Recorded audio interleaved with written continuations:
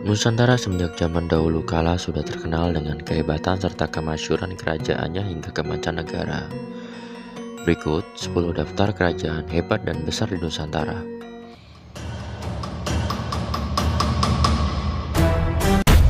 1. Kerajaan Salaka Negara. Salaka Negara adalah sebuah kerajaan yang disebut-sebut tertua di Nusantara. Lokasi serta ibu kota kerajaan ini terletak di Teluk Lada, Pandeglang, Banten. Disebut juga dengan sebutan Kota Perak yang sekarang dikenal dengan Merak. Kerajaan ini cukup misterius karena terbatasnya sumber sejarah dan arkeologi seperti catatan, prasasti atau candi. Sumber utama sejarah Salaka Negara ini adalah dari naskah Wangsa Sangsekerta. Awal berdiri, kerajaan ini berdiri sekitar tahun 130-362 Masehi.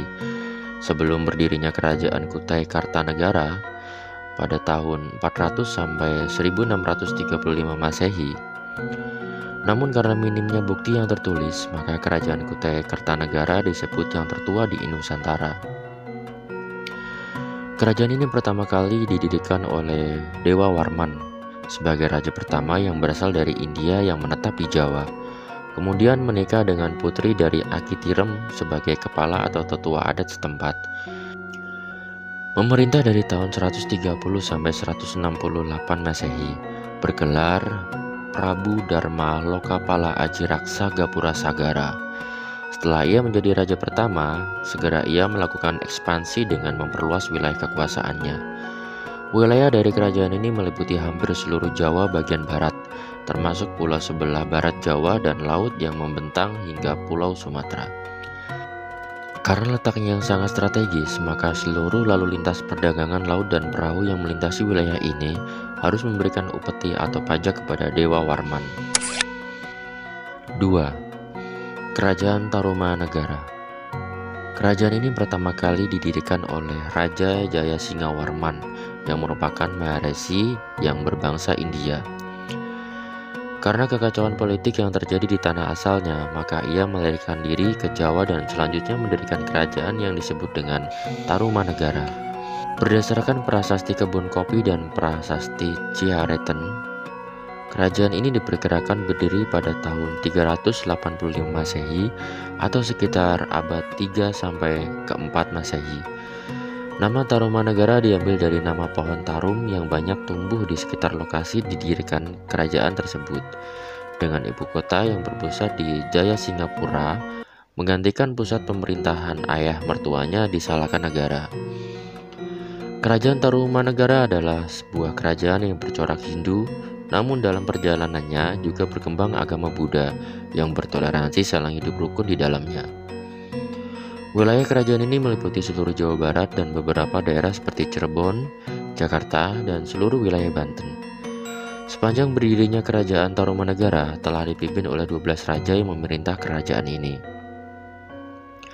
Dari ke-12 raja yang memimpin kerajaan ini, raja yang ketigalah yang mampu mencapai puncak kejayaannya, yakni Raja Purnawarman.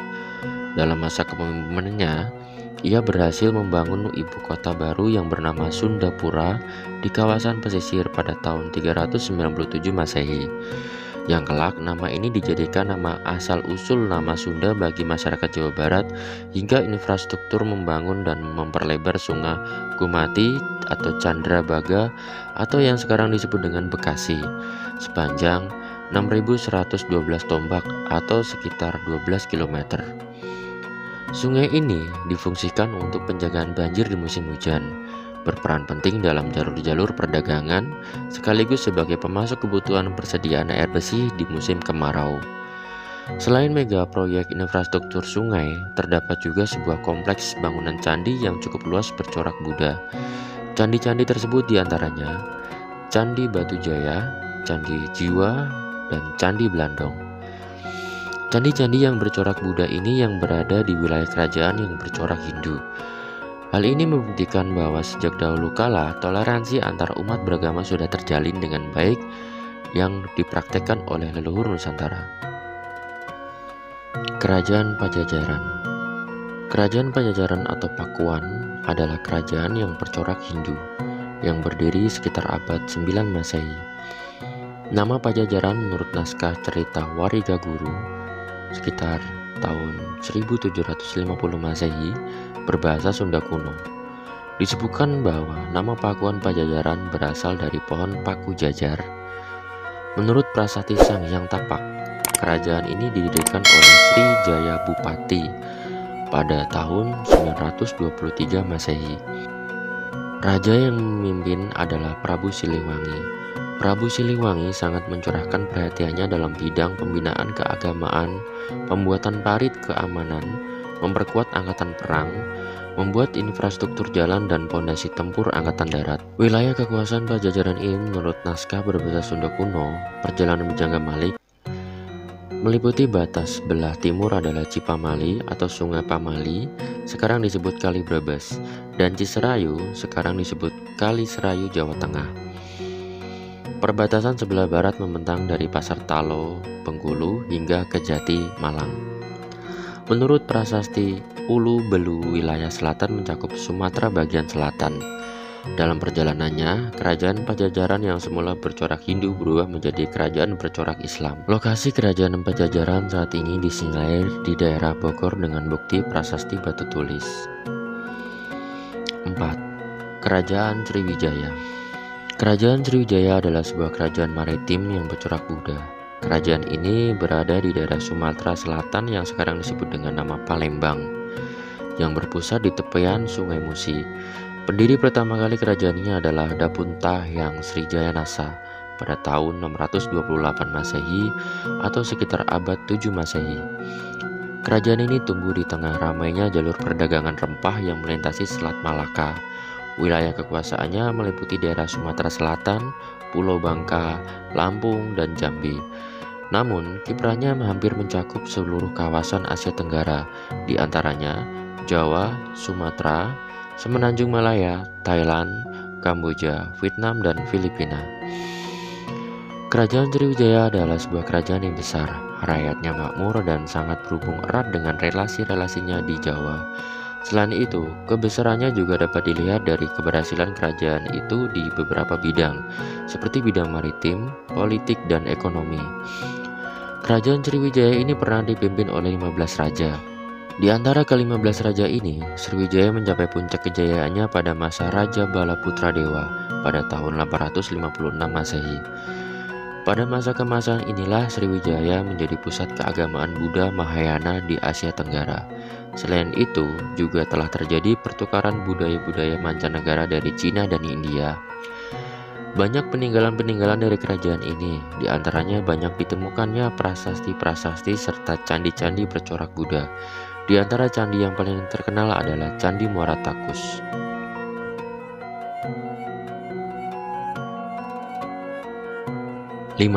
Kerajaan Mataram kuno. Kerajaan Mataram kuno adalah kerajaan Hindu-Buddha yang berdiri di Jawa Tengah bagian selatan pada abad ke-8. Kemudian pindah ke Jawa Timur pada abad ke-10. Di Jawa Tengah, letak kerajaan Mataram kuno diperkirakan terletak di bumi Mataram, sebutan lama untuk Yogyakarta. Kerajaan Mataram kuno juga sering disebut sebagai Kerajaan Mataram Hindu atau Kerajaan Medang. Pendiri kerajaan Mataram kuno adalah Rakai Mataram, sang Ratu Sanjaya yang berkuasa antara tahun 732 sampai 760 Masehi. Kerajaan Mataram kuno berdiri pada tahun 732 Masehi dan runtuh pada tahun 1007 Masehi. Selama hampir 3 abad berkuasa, terdapat 3 dinasti yang memerintah, yaitu dinasti Sanjaya dan dinasti Sailendra di Jawa Tengah, serta dinasti Isyana di Jawa Timur. Sejarah kerajaan Mataram kuno dapat diketahui dari prasasti Canggal, prasasti Kalasan, prasasti Balitung, prasasti Klurak, Candi Gedong Songo, Candi Borobudur, Candi Mendut, Candi Plaosan, Candi Prambanan, dan masih banyak lainnya. Kerajaan Mataram kuno pertama kali dipegang oleh Raja Sanjaya yang bergelar Rakai Mataram Sang Ratu Sanjaya. Dibuktikan dengan prasasti Canggal dan Careta Parahyangan. Ratu Sanjaya dikenal sebagai raja yang bijaksana, cakap, adil, dan taat dalam beragama. Di bawah pemerintahannya, wilayah kerajaan Mataram kuno semakin luas dan rakyatnya sejahtera. Kerajaan ini juga menjadi pusat pembelajaran agama Hindu, dibuktikan dengan banyaknya pendeta yang berkunjung dan menetap di Mataram. Pada pertengahan abad ke-8, Raja Sanjaya wafat dan digantikan oleh putranya, Rakaya Panangkaran. Setelah Rakaya Panangkaran wafat, kerajaan Mataram kuno terpecah menjadi dua. Dinasti Sanjaya memerintah kerajaan Mataram kuno bercorak Hindu di Jawa Tengah bagian utara, sementara dinasti Syailendra memerintah kerajaan Mataram kuno bercorak Buddha di Jawa Tengah bagian selatan. 6. Kerajaan Kutai Kartanegara. Kerajaan Kutai Kartanegara adalah kerajaan bercorak Hindu yang didirikan pada 1300 Masehi di tepian Batu atau Kutai Lama. Pendiri kerajaan Kutai Kartanegara adalah Aji Batara Agung Dewa Sakti yang berkuasa antara 1300 sampai 1325 Masehi. Kerajaan ini berubah menjadi Kesultanan Islam pada tahun 1575 ketika di bawah kekuasaan Aji Raja Mahkota Mualia Aram. Sejak saat itu, Raja mengubah nama kerajaan menjadi Kesultanan Kutai Kartanegara ing Martadipura. Letak kerajaan bercorak Hindu ini berdekatan dengan kerajaan Kutai Martadipura yang lebih dulu berdiri kawasan Sungai Mahakam, Kalimantan Timur. Di bawah Raja Pangeran Sinum Panji Mendapa, Kutai Negara yang telah berubah menjadi kerajaan Islam berhasil menaklukkan Kutai Martadipura. Berubah menjadi Kesultanan Kutai Kartanegara Aji Raja Mahkota Mulia Alam yang berkuasa antara tahun 1545 sampai 1610 adalah raja kerajaan Kutai Kartanegara pertama yang memeluk Islam, yakni pada 1575. Namun, Islam baru benar-benar diterima secara luas pada abad ke-17 ketika dibawa oleh Tuan Tunggang Parangan dari Makassar. Karena raja telah memeluk Islam, ia segera membangun sebuah masjid dan membuka pengajaran Islam. Selanjutnya banyak nama Islam yang akhirnya digunakan oleh raja dan keluarganya. Sebutan raja pun diganti dengan sultan, dan penguasa kerajaan Kutai Negara pertama yang menggunakan nama Islam adalah Sultan Haji Muhammad Idris pada tahun 1735 sampai 1739. Sultan Haji Muhammad Idris kemudian memindahkan ibu kota kerajaan dari Kutai Lama ke Pemarangan. Selain itu, Sultan Idris dikenal sebagai penguasa yang sangat gigih melawan penjajah Belanda. Ia bahkan wafat di Sulawesi Selatan saat bertempur melawan VOC bersama rakyat Bugis. 7. Kerajaan Kediri. Kerajaan Kediri bermula dari perintah Raja Erlangga untuk membagi kerajaan menjadi dua bagian pada tahun 1041 Masehi. Wilayah kerajaan Raja Erlangga dikenal sebagai Kahuripan. Pembagian kerajaan tersebut dilakukan Brahmana Sakti bernama Empu Barada. Kedua kerajaan tersebut dikenal sebagai Kerajaan Jenggala atau Kahuripan dan Penjalu atau Kediri. Kerajaan ini dibatasi oleh Gunung Kawi dan Sungai Brantas, seperti dikisahkan dalam prasasti Mahaksubhya tahun 1289, Kitab Negara Kertagama 1365, dan Kitab Calon Arang 1540 Masehi. Letak Kerajaan Kediri yakni di daerah Jawa Timur. Kerajaan Kediri berpusat di Daha atau sekitar kota Kediri sekarang. Pusat kerajaan Kediri tersebut terletak di tepi Sungai Brantas yang masa itu sudah menjadi jalur pelayaran yang ramai. Kediri pernah dipimpin oleh beberapa raja dan salah satu yang terkenal yaitu adalah Prabu Sri Aji Jayabaya yang terkenal dengan ramalannya hingga sekarang yang disebut dengan Ramalan Jayabaya. Kerajaan Kediri adalah sebuah kerajaan besar dan makmur. Kehidupan ekonomi dan sosial serta keagamanya sudah sangat mapan. Telah menggunakan emas untuk mata uangnya sebagai alat tukar dalam perdagangan.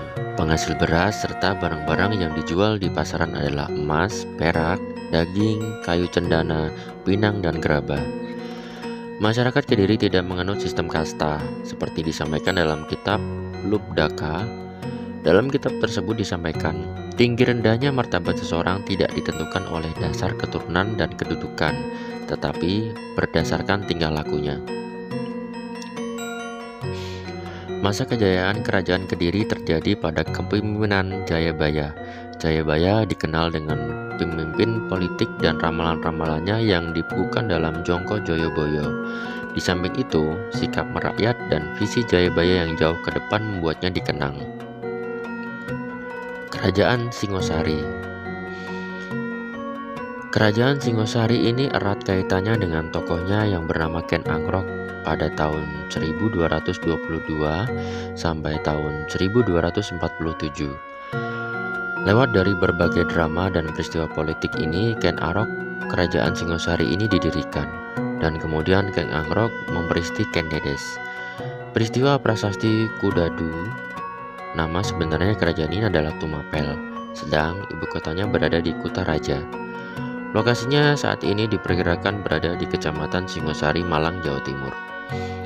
Asal-usul penamaan Singosari berawal ketika Raja Wisnuwardana menunjuk anaknya Kartanegara sebagai putra mahkota dan mengganti nama pusat pemerintahan kerajaan menjadi Singosari. Wilayah kerajaan ini disebut meliputi Bali, Jawa Barat, sebagian Kalimantan, bahkan Sumatera hingga kawasan Selat Malaka. Masa kejayaan kerajaan Singosari ini ketika dipimpin oleh Prabu Kertanegara dengan ideologinya Mandala Cakra Dwipantara, yakni sebuah gagasan atau awal mula penyatuan Nusantara, salah satunya dengan ekspedisi Pamalayu. Jadi jangan salah ya, kalau konsep penyatuan Nusantara ini sebenarnya sudah mulai semenjak era kerajaan Singosari. Pada masa itu, kehidupan sosial, ekonomi, budaya sudah maju dan rakyatnya makmur. Tapi juga kondisi ekonomi rakyatnya yang mengalami kondisi yang fluktuatif. Kerajaan ini dalam kehidupan beragamanya yang bercorak Hindu-Buddha. Sekali lagi, bahwa leluhur kita selalu merawat toleransi dalam kehidupan beragama dalam sebuah negara.